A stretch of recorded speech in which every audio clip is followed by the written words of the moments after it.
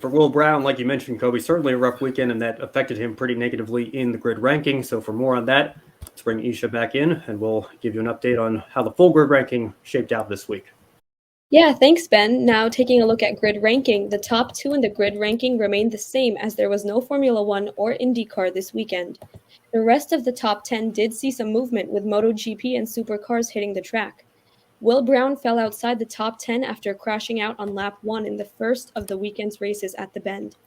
Two 13th place finishes to close out the weekend means Brown drops down to 16th in the grid ranking.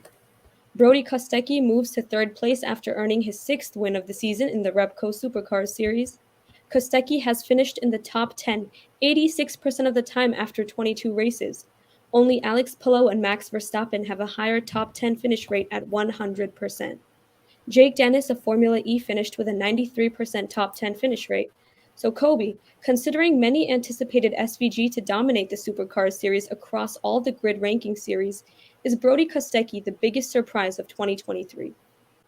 Absolutely, and can we say changing of the guard, because that's what it really seems like, with Shane Van Gisbergen departure from Supercars being confirmed, expected to come race in the United States with us next year, and Brody Kostecki, he could very well become the new face of Supercars. It's been really incredible seeing what he's been able to do with Erebus Motorsport. I know this is his third full season in Supercars, and it's been impressive watching him. In his first year, finished ninth on the points. Last year, we're expecting a lot more from that team. They kind of disappointed us, and he still ended up seventh on the points, and now he's leading the championship with a chance to go into Sandown, Bathurst, and get a great result, and then we go into Gold Coast and Adelaide and try to cruise to a championship. But this Supercars championship is far from over. It's been really nice to see how Brody has become, this. Yeah, like he hasn't been a terrible driver at all during this time in Supercars. He's just been, like right above mid pack, and occasionally he's sneaking a really good result. And now it seems like he's one of the drivers to beat on any given weekend, and that's always been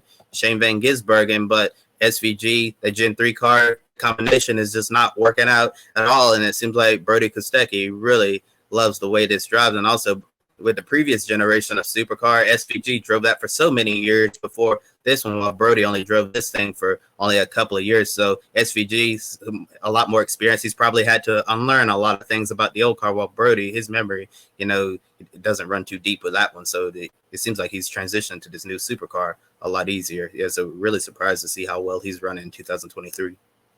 Yeah, definitely. And now taking a look at the rest of the grid ranking, Martin Truex Jr. from NASCAR only leads William Byron by 0.24.